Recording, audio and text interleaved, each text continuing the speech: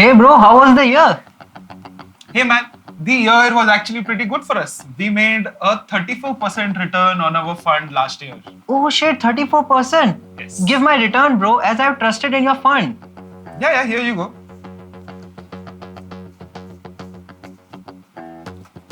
Yeah, this is your share of the fund. Thank you.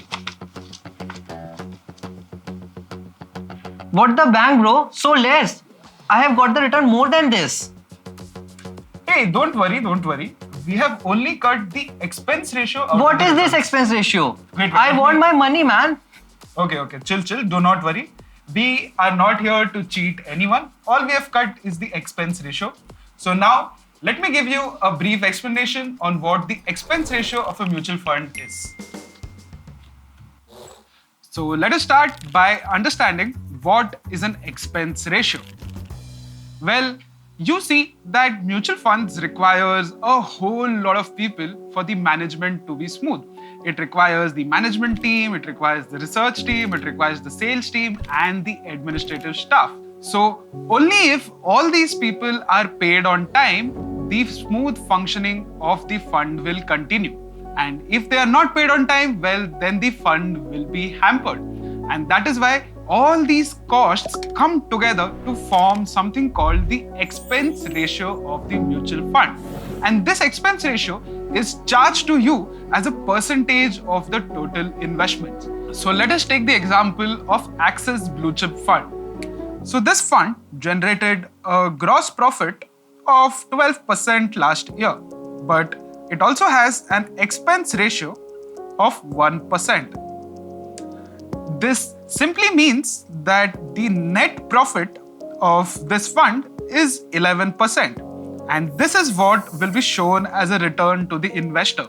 And this is because the expense ratio is subtracted from the gross profit of that year.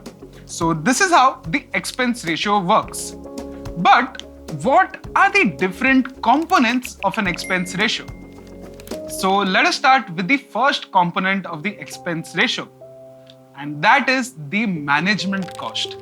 The management cost is the first and the most important part or component of the expense ratio. And this cost is the cost for the research of that mutual fund. And this involves the cost of the research team, the cost of the computer equipments, the cost of the software for analyzing data, and the cost for the real-time data itself. And that is why the combination of all these costs combined together is termed as the management cost of a mutual fund. And this is the biggest cost of a mutual fund and also the most important. The second component of the expense ratio is the administrative costs. These costs involves the expenses that are required for the day-to-day activities. That includes the administrative staff, it includes the record-keeping emails, and it also includes the electricity cost. And this administrative cost will actually also depend upon the size of the fund.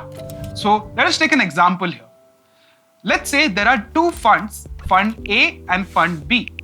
Now, the Fund A has a higher AUM of, let's say, 30,000 crore, while Fund B has a lower AUM of 10,000 crore.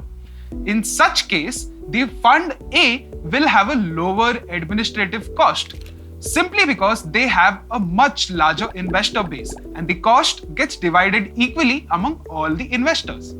Now, similarly, if we take a look at the Fund B will have an higher administrative cost simply because there are fewer investors to divide the cost among.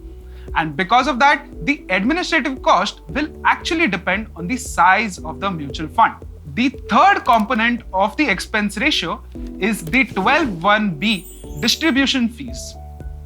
This includes the promotional and the advertising costs of a mutual fund.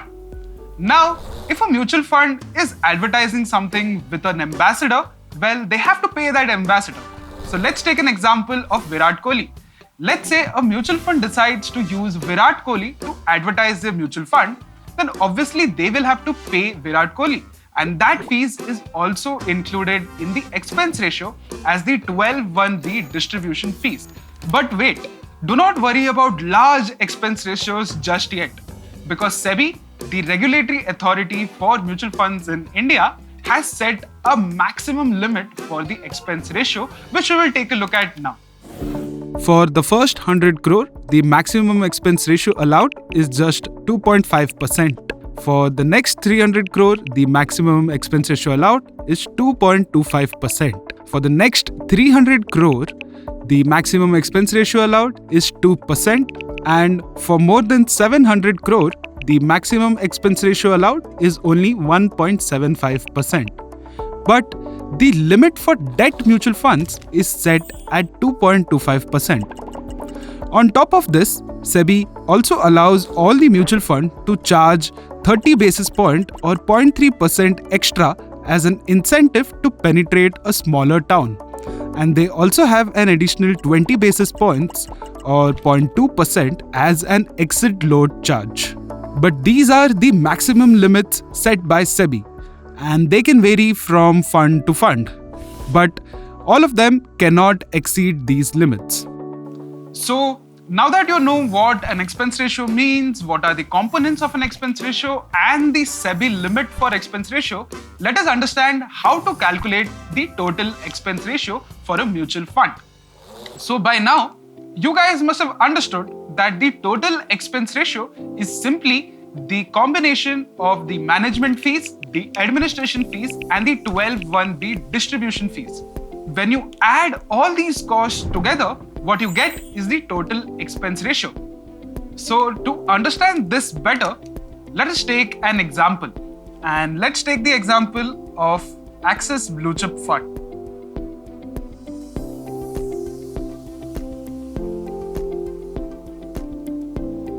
The Axis Blue Chip Fund has an asset under management or AUM of 35,000 crores.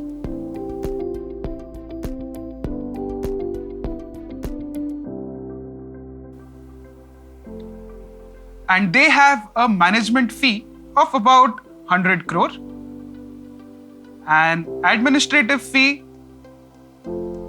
of about 50 crore, and the 12(1)(b) distribution fee of around 25 crore. So their total expense comes down to about 175 crore. Now, to find out the expense ratio of this fund, all you have to do is divide the total expense by the asset under management. That is 175 divided by 35,000. So the answer comes to about 0.5%. And this 0.5% is the total expense ratio of Axis Blue Chip Fund. As simple as that. So this is how you calculate the expense ratio for a mutual fund. But do you really need to do all these steps to calculate the expense ratio? Well, the answer is of course a big no. Generally, if you want to find the expense ratio of a mutual fund, it is written on something called the fact sheet of the mutual fund.